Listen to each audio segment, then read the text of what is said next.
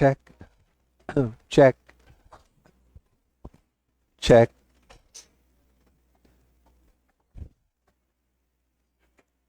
Mga mahirap na mga bahagi ng banal na kasulatan ng ating pinag-aaralan. Inyong maalala, marami na tayo natakel sa mga paksang ito.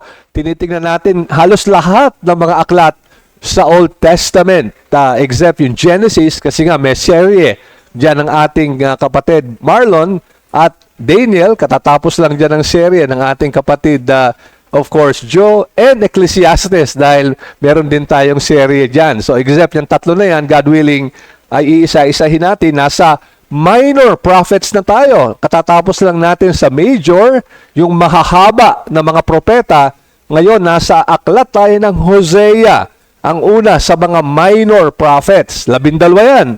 Mga minor prophets from Hosea to Malakay. At ngayon nga, sa aklat tayo ng Hosea, last time natapos natin yung sa Ezekiel, kung saan doon natin nakita na ang Panginoon Diyos ay present o kasama ng kanyang mga anak even in trying times.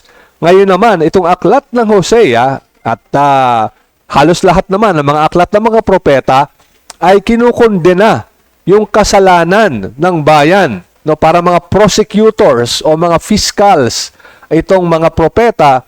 At ganyan din si Hosea, na mahaba ang buhay at ministeryo ni Hosea.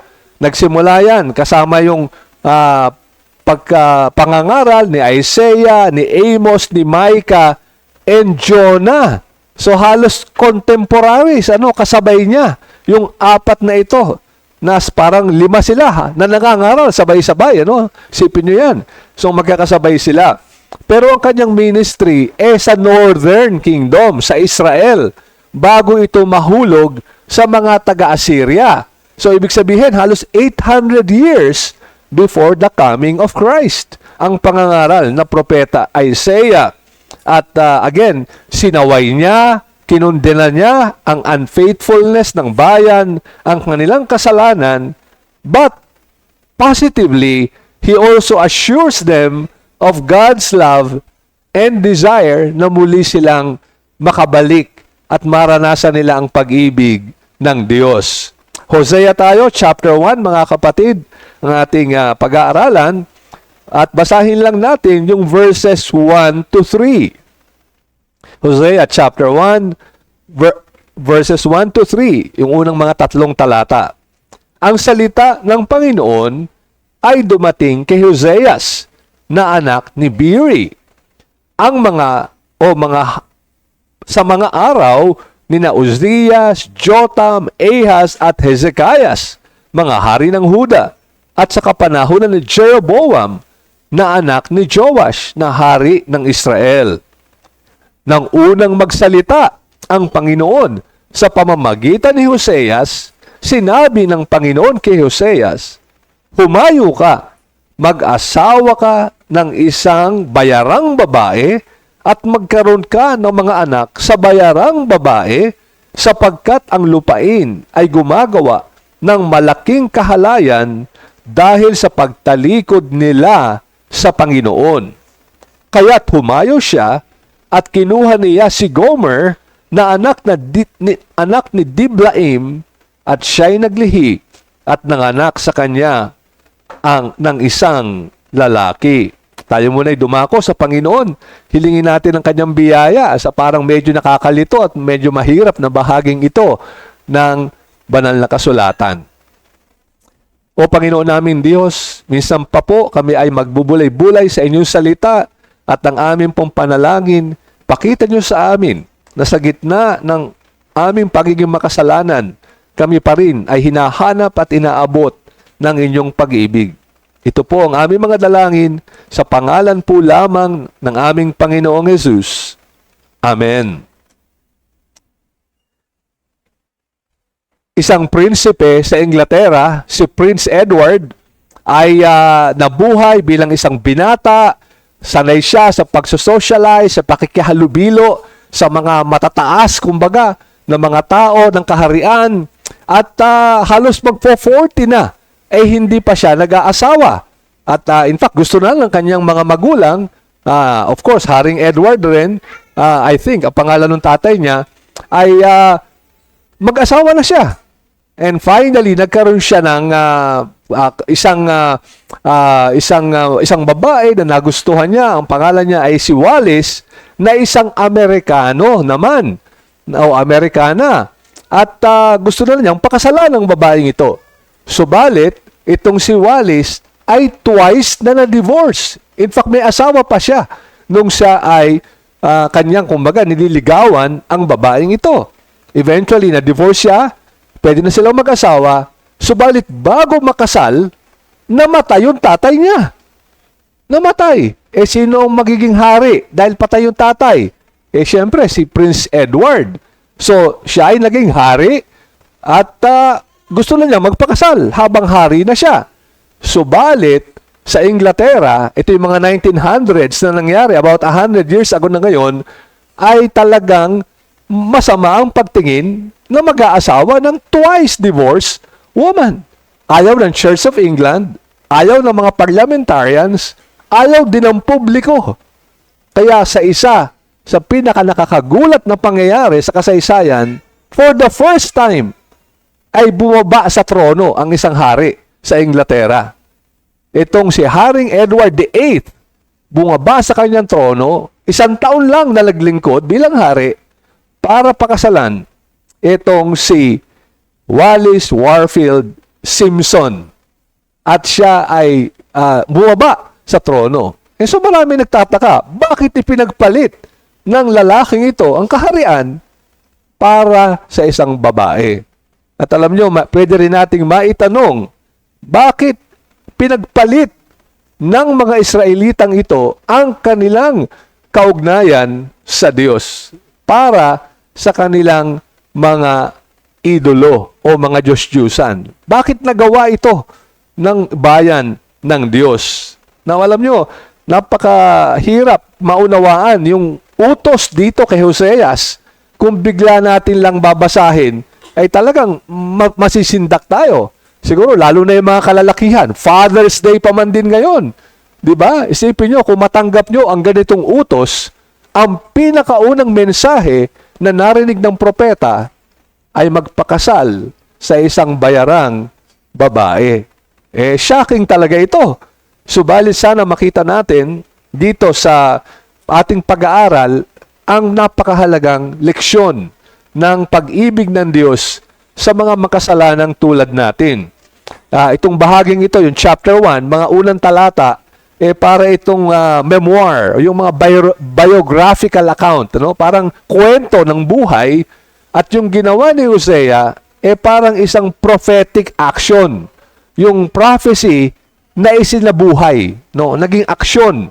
Sa amin ng iba, enacted prophecy or prophetic symbolism. Ginawa yung isang aksyon para ipahayag ang mahalagang mensahe. At kung titingnan natin, yung pangalan mismo ni Hosea is a form of Joshua. Yahweh saves. Kaya dito ang mensahe, bagamat puno ng kasalanan ang bayan, nagliligtas pa rin si Yahweh. So ang mensahe na gusto natin ngayong makuha, mga kapatid, is that God seeks His people even in their sins. Hinahanap ng Diyos ang kanyang bayan kahit na sila ay nalugmok sa kasalanan. At una sa lahat, tignan natin yung kasalanan. The heinousness, yung paggrabing kasalanan ng idolatry o pagsamba sa mga Diyos-Diyusan. The heinousness of idolatry, yan ang gustong ipakita dito sa prophetic action ni Hosea.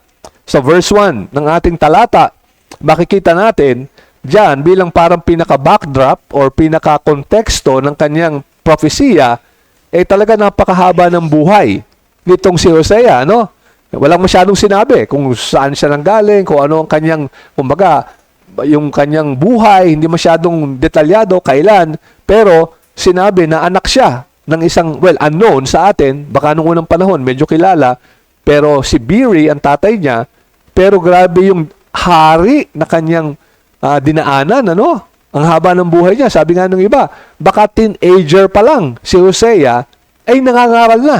Isipin nyo, from Uzziah, Jotham, Ahaz, Hezekiah, sa Judah, and even Jeroboam, na anak ni Joash. Lahat yan nasakop ng kaniyang, kumbaga, tenure bilang isang propeta.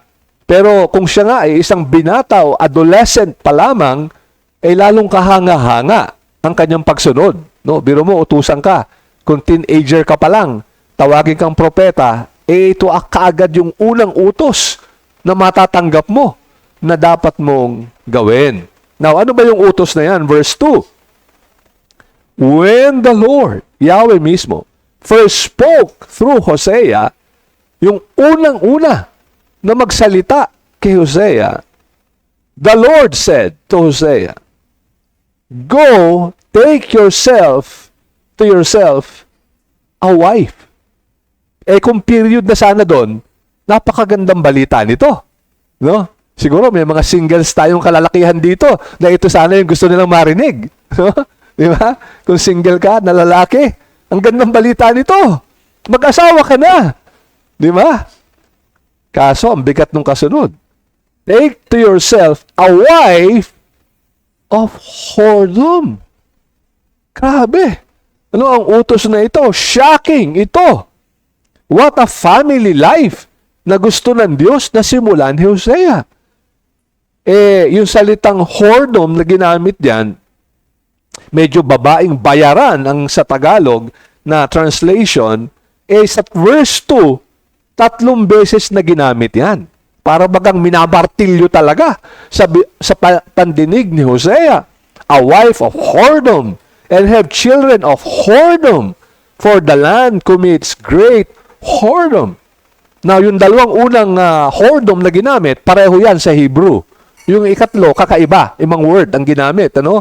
Yung first two, yung xenonym, ibig sabihin yan, fornication, prostitution, adultery, and even idolatry. No? Ang ginamit na salita. At ito'y napakabigat na salita. Yan din ang ginamit dun sa mga babae like kay Tamar, kung nyo maalala, Ohola, and even sa Nineveh. Yan ang ginamit na salita. So, ganun katindi, inihanay yung mapapangasawa ni Hosea sa mga matinding halimbawa, no, ng mga ganitong klase ng pangangalunya or even pagiging bayarang babae. At yung huling word, zana, is also a noun which means to fornicate, even to prostitute, at kalimitan ginagamit yan sa babae, hindi sa lalaki. And so, unang reaksyon natin siguro teka muna, di ba ito ay salungat sa utos mismo ng Diyos? Kasi ang utos sa Exodus 20, 7th commandment, thou shall not commit adultery. Hindi mo parang, in a way, parang inaano pa, no? Parang pinupromote pa kung talagang isang prostitute itong si mapapangasawa ni Hosea. Bakit parang salungat ito doon? Hindi lang yan, yung mga priest, yung mga libita o yung mga saserdote, yung mga pare, bawal mag-asawa ng isang babaeng bayaran. Nasa Leviticus yan, 21, mga kapatid. So parang salungat, doon pa lang, ano? Kaya sabi ng mga ibang scholars, ay siguro vision lang yan. Hindi yan totoo nangyari. Vision lang, sabi ng iba. Pero, kahit vision ito, andun pa rin yung moral problem. Bakit yung utos ng Panginoon, yung isang parang salungat, mismo sa kanyang mga utos? Now, marami ngayon din ng mga Bible scholars na nagsasabi na talagang totoo namang nagpakasal itong si Hosea sa isang babaeng described in this manner. Pero sabi nila, pansinin natin, na maaaring yung napakasawa niya, si Gomer, pangalanan natin, bagamat verse 3 pa lang siya papangalanan, pero yung napangasawa daw niya, ay hindi naman ganito nung mapangasawa niya. Bakit? Kasi the way yung account was written, parang matagal na nakalipas yung pangyayari. In short, hindi siya sinulat nung nangyayari pa yung mga nangyayaring ito, kundi the way it was written, ay parang matagal na nangyari na kumbagay inaalala na ito nung ito ay sinulat. And therefore, pwede raw na pagsamahin yung original command doon sa mga nangyari din subsequently.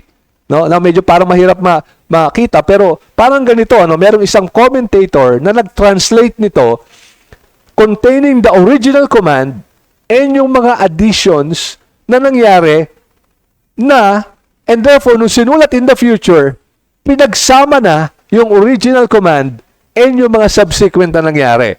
Ewan ko nakukuha niyo mga kapatid. No? So, let's try this. So, go, take yourself, and then isiningit, adulterous wife. Kasi, yun yung nangyari subsequently. No? Pero hindi pa nangyayari nung magpakasal sila. Okay? So, and, parenthesis, beget, kahit wala pa, children, tapos parenthesis, ito yung nangyari na subsequently, children of unfaithfulness. So, parang kinumbine, no? At and again, sa Bible, ginagawa rin ito, hindi lang naman dito, meron talagang mga accounts na parang pinagsasama.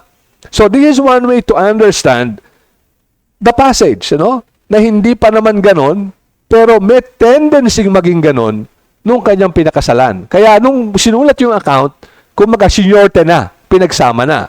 So that's one way. However, pansinin din natin na, well, in support of this view pala, yung ginamit na salita, yung xenonym, refers more to particular personal attribute or characteristic or quality, not to an activity. Not to an activity. In other words, hindi talaga, kasi yung prostitution o yung babaeng bayaran, parang ito yung may activity siya na normal niyang ginagawa, na parang bayaran nga yung babae na yon. So ito raw, ang pwede nating makita na more of, meron siyang tendency as a person na maging, sa English yung tinatawag na promiscuous, yung may tendency na maging unfaithful o humanap ng ibang mga kasintahan o kumbaga asawa, So, pwede ito. Of course, finally, just last point dito, pwede rin talaga, na ang utos sa kanya ay talaga magpakasal sa isang prostitute o babaeng bayaran. Pwede rin yun, to provide a powerful illustration dito sa kanyang mensahe. And so again, I leave you with those two possibilities, Pero in short, pwede nating maipaliwanag, pwede nating maunawaan kung ano yung nangyayari dito sa bahaging ito ng banal na kasulatan. Now, bakit? Bakit ito inutos ng Diyos? Well, nasa verse 2 rin ang sagot. Verse 2. B, yung second part. Bakit ito gagawin ni Hosea? For, naman nakita nyo dyan, For the land commits great whoredom, bagamat iba yung Hebrew word, pero more or less similar, whoredom by forsaking the Lord. Ito ang ginagawa ng aking bayan. And notice that word, land. The land. Hindi sinabing the people. The land. Bakit land? Bagamat, again, alam natin, hindi naman yung lupa talaga ang nangangalo niya o nagtaksil sa Panginoon. Bakit ginamit yung land? Well, because, as we all know, yung pangako ng Diyos sa bayan ng Israel is that they will have a land, yung promised land, Canaan, na parang ipinapaalala sa kanila, ito yung pangako ko kay Abraham, ito yung ginawa ni Moses, ito yung ginawa ni Joshua, sinakop ang lupang pangako para magkalupa kayo. Pero sa lupang ito, ano ang ginawa ninyo? Nagtaksil kayo sa Diyos.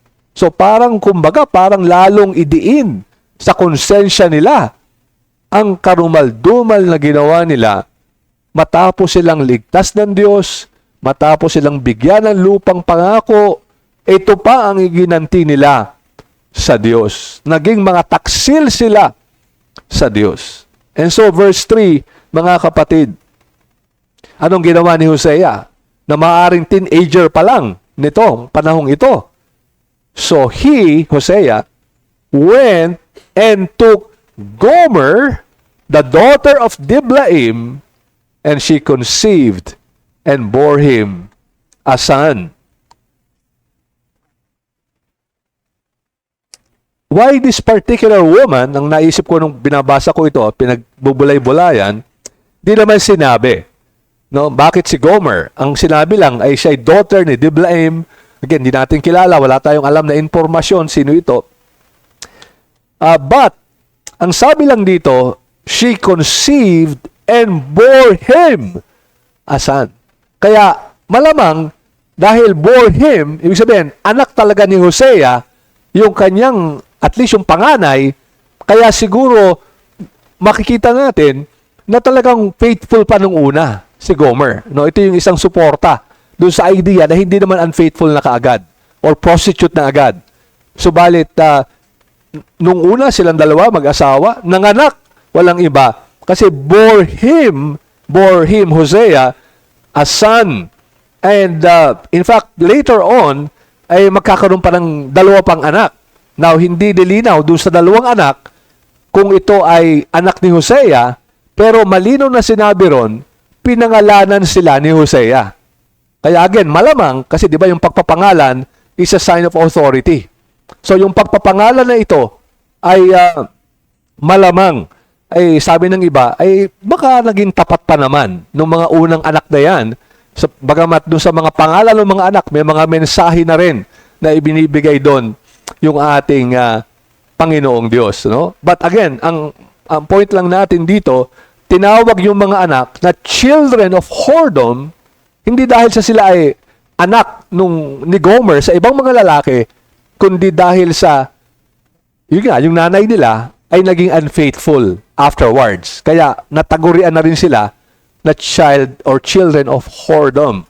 Again, kung uunawain natin ito na parang summary, yung utos kay Hosea, hindi naman siya magko-conflict doon sa mga subsequent accounts sa kanilang mga anak. Okay, so doon muna tayo titigil. At ano yung mga application na pwede nating makuha dito, mga kapatid? Well, very simply, dahil ganito pala yung larawan ng pagiging mapangalo niya. Kumbaga, we are shocked by the image. No? Yung mabasa lang natin, parang, kumbaga, we're staggered. And we find it so hard to believe na ito iutos ng Panginoon sa isang lalaki. At kung ikaw ay isang lalaki ngayon, siguro ito yung isang bagay na parang, alam mo isang, pag tumingin ka sa bangin na parang nalula ka, parang gano'n ang pakiramdam natin, parang di ko kaya ito. Parang gano'n, ay para nga ipakita to really shock us on the evil of sin. And lalo na ang kasalanan ng idolatry. So yan ang application sa atin. Flee from the sin of idolatry. Paulit-ulit yan. In fact, yan ang constant message ng mga prophets. Both the major and the minor prophets. It is to be like Gomer, an unfaithful wife. Ganun pala yung larawan. No, kung tayo ay nagsasisindak dito sa ginawa ni Gomer, na bagamat pinakasalan ni Hosea, tapat si Hosea, nangalo niya at iniwan ang kaniyang asawa. Ay napaka-ganyan din ang ating ginagawa pag nahuhulog tayo sa idolatry. At siguro maiisip ng iba, di naman ako sumasamba ngayon sa mga ribulto, hindi naman ako talaga, wala akong maisip na idol ko. Well, gaya na rin ng alam ng marami sa inyo, sinabi ni John Calvin ang ganito sa kanyang 1559 edition of The Institutes of Christian Religion. Kasi maraming version yung kanyang Institutes. Dati manipis lang yan, kumapal ng kumapal. But doon sa 1559 edition, sinabi niya, we may infer that the human mind is, so to speak, a perpetual forge of souls. Ngayon, translate yung forge na factory. Kasi noong unang kapanahonan, yung forge, ito yung dito hinuhulma, yung mga bagay-bagay. Pero ngayon, ay parang factory ang ibig sabihin. The human mind, daw, ay a perpetual forge of idols. Walang tigil daw na nagpo-produce ng idolo ang ating puso at ang ating isip. Now, ano yung commentary dyan? Well, sinabi naman ni Tim Keller sa kanyang Counterfeit Gods na aklat ang ganito. What is an idol? Ano ba talaga yung idolo? It is anything more important to you than God. Ayun ang simpleng definition. It is anything more important to you than God. Ano mang bagay mas mahalaga sa iyo kaysa sa Diyos, ayun ang idolo mo. Sabi pa ni Tim Keller, it is anything and anything that absorbs your heart and imagination more than God, anything you seek to give you what only God can give.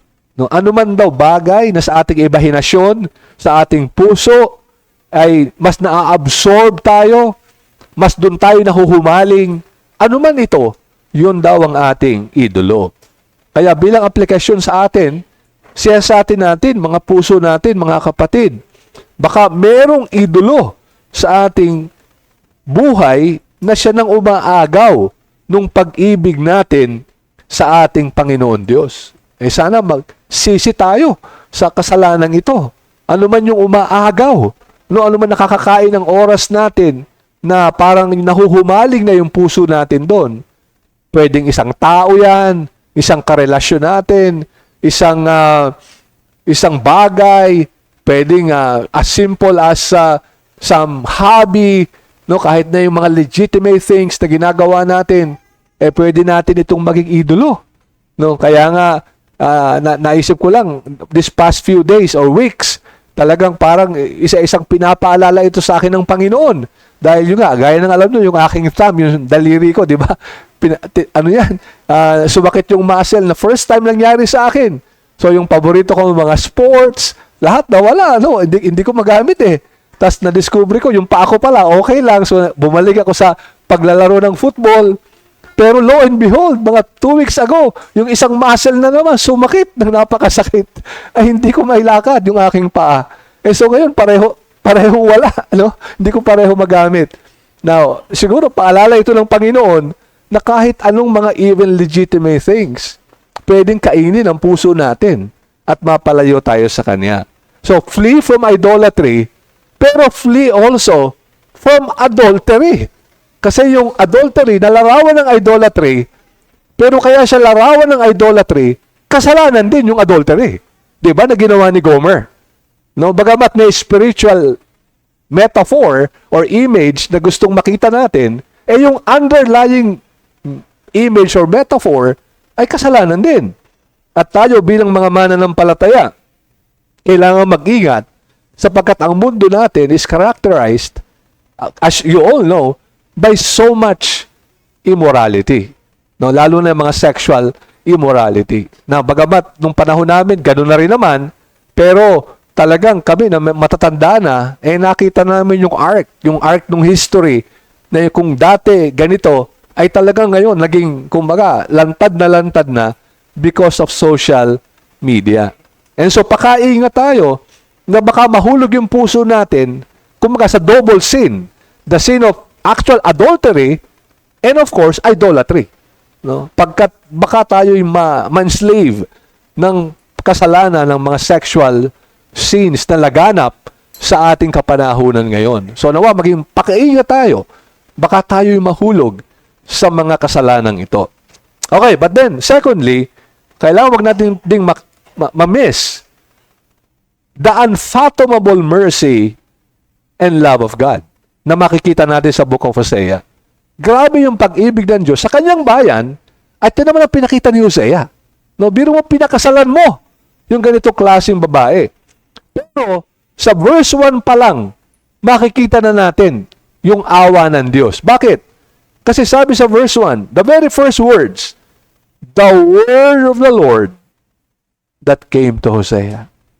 Dumating pa rin yung salita ng Diyos. No?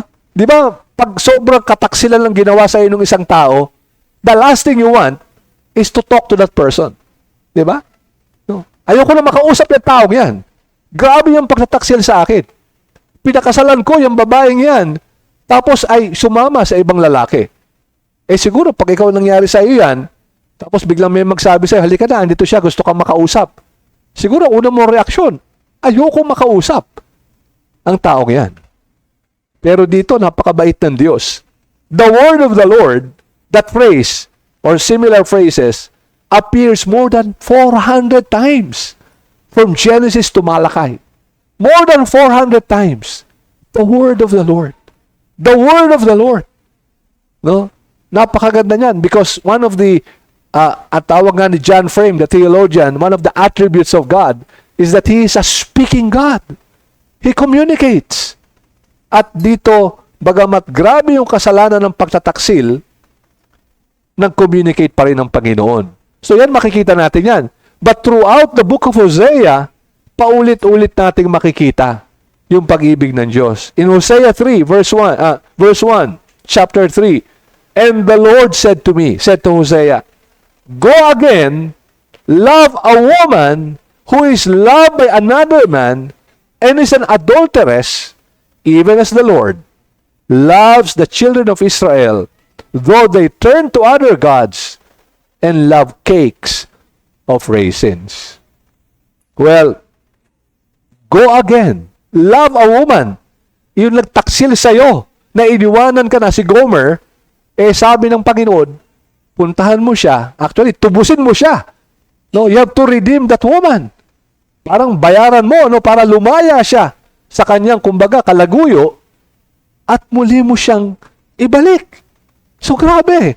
So, kaya ito yung istorya na baka dati, faithful, dati wala namang kasama si Gomer, pero may tendency na maging, yun nga, unfaithful, na manifest ito, tapos ngayon, sumama sa ibang lalaki, ay ngayon, nasabi ng Panginoon kay Hosea, puntahan mo yung asawa mo at tubusin mo siya. Muli mo siyang pakisamahan. Grabe.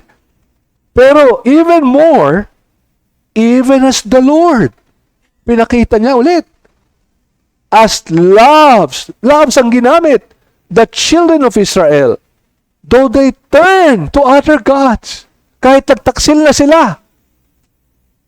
and love cakes of raisins. Ano to? Cakes of raisins? Hindi ba ano to? Cookies ito or something? Now, of course not. Ito yung mga, I think, ginagamit sa pagsamba sa mga Diyos-Diyusan.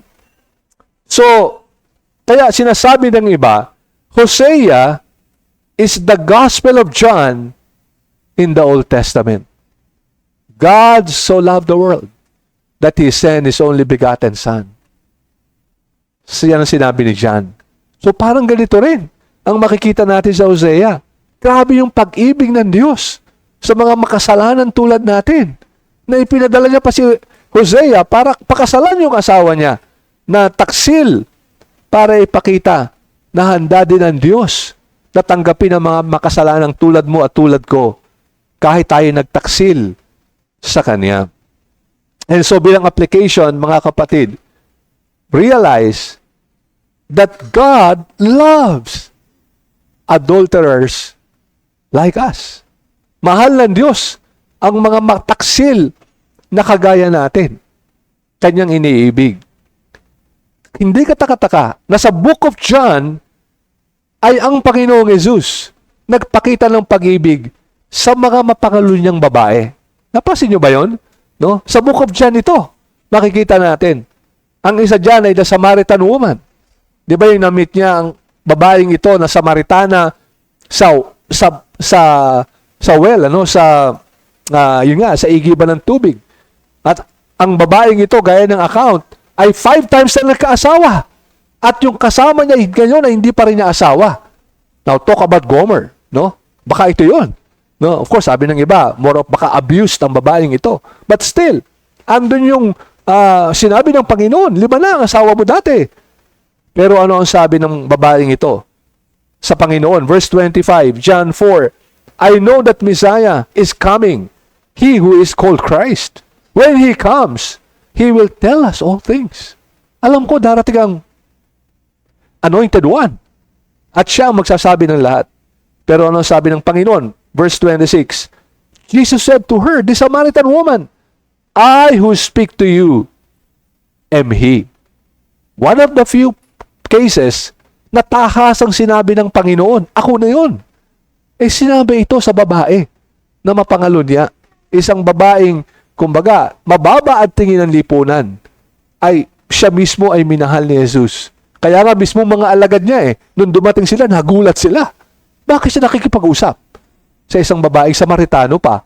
At di pa nila, siguro, di nila alam, di lang babae, foul na yun sa kanila, Samaritano, double foul, hindi lang yun, napakapakalo niyang babae. Para ipakita na dumating ang Panginoon para tubusin ang makasalanan tulad natin. And in John 8, yung babaeng nahuli mismo na in the act of adultery. Alam niyo naman yung nangyari doon. Ang gusto nila, pagbabatuhin. Pero ano sabi ng Panginoon? Sabi niya sa kanila, yung walang kasalanan, maunang bumato. And finally, yung babae na lang ang natira. At ang sabi ng Panginoon, John 8 verse 10, "Woman, where are they? Has no one condemned you?" She said, "No one, Lord." And Jesus said, "Neither do I condemn you. Go, and from now on, sin no more." Sin no more. In the very book of John, the Gospel of John, pinakita mismo ng Panginoon kung ano yung pagmamahal niya sa mga pangalunya at makasalanan ng mga babae. At ito ang larawan natin, mga kapatid. Nung tayo ay di pa mga mananampalataya, ay tunay na tayo ay parang ganito, mapagtaksil ng mga nilalang ng Diyos. Bagamat binigyan tayo ng buhay, marami tayong tinatamasa, patuloy tayo sa kasalanan. Salamat na dahil din sa kanyang biyaya, nagising tayo, nagsisi sa ating mga kasalanan, at nanampalataya sa ating Panginoong Hesus. At maaaring may kinakausap tayo ngayon na wala pa sa Kanya. Hindi pa tunay na nanampalataya, hindi pa tunay na umasa, nagtiwala kay Jesucristo lamang. Ang tingin natin, ang buhay natin, solo natin, kung anong gusto natin gawin, gagawin natin. Sana magising tayo at sana makita natin na yung presensya nyo ngayong umagang ito, the word of the Lord is coming to you. Nasa inyo pa rin ang biyaya. Nasa inyo pa rin ang awa ng Diyos na naririnig nyo ang mensaheng ito. At kayo ngayon ay kinakausap niya. At kayo inuutusan niya. Magsisi na kayo sa inyong mga kasalanan. Go and sin no more.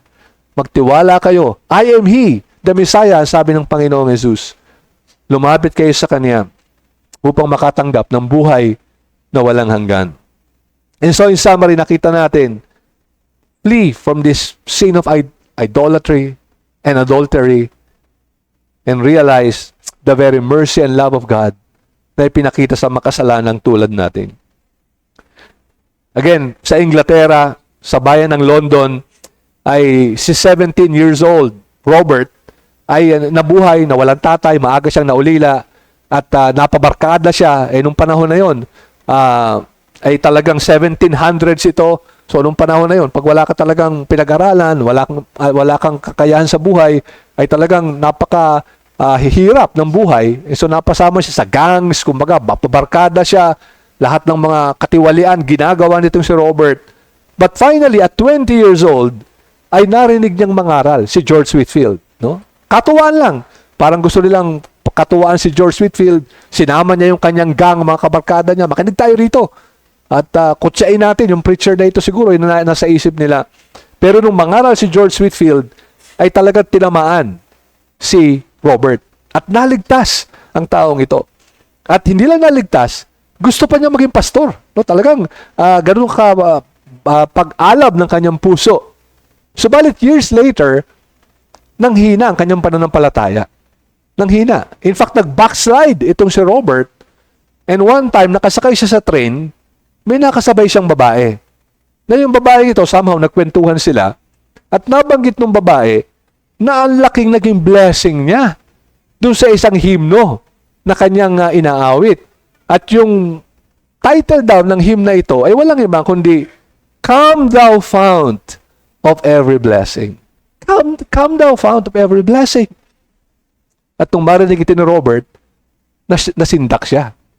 You know why? Dahil siya ang nag-compose ng hymnong yun. 2 years after siyang maligtas. Kinompose niya ito. Pero ngayon, nalimutan niya ang mensahe mismo. And so, ang sabi ng babae sa kanya, "Sir, the streams of mercy are still flowing." Dumadaloy pa, gaya ng sabi sa himno na ito. dumadaloy pa ang awa ng Diyos. At dahil dito, ayon sa account, na-restore yung fellowship ni Robert sa kanyang Panginoon. Dahil sa himno na mismo siya ang kumata. At alam natin ang awit na ito, Come thou fount of every blessing. Sa pinakahuling talata, prone to wonder, Lord, I feel it. Prone to leave the God I love. Here's my heart, take and seal it for thy courts above. Tunay na tayo prone to wonder, prone to leave the God we love. In other words, prone to adultery and idolatry. Sana hilingin natin sa Panginoon, ingatan ang puso natin, huwag tayong malinlang ng mga bagay sa mundo na ito. Indeed, na maging panalangin natin, here's my heart, oh take it and seal it for thy courts above. Tayo manalangin, mga kapatid. O Panginoon namin Diyos, tunay nga, ng aming mga puso ay napakadaling malinlang, napakadaling maakit ng mga kumikinig ng mga bagay, kumikinang ng mga bagay sa mundo na ito. Tulungan niyo kami at alagaan niyo ang aming puso, bakuran niyo ito, nawa hindi kami mahulog sa kasalanan ng pagsamba sa mga Diyos-Diyusan ng mundo, maging sa pangangalunya sa mundong ito. Kayo po maglagak ng inyong mga salita muli sa aming mga puso, sapagkat ito po ang aming mga dalangin sa pangalan po lamang ng aming Panginoong Jesus. Amen.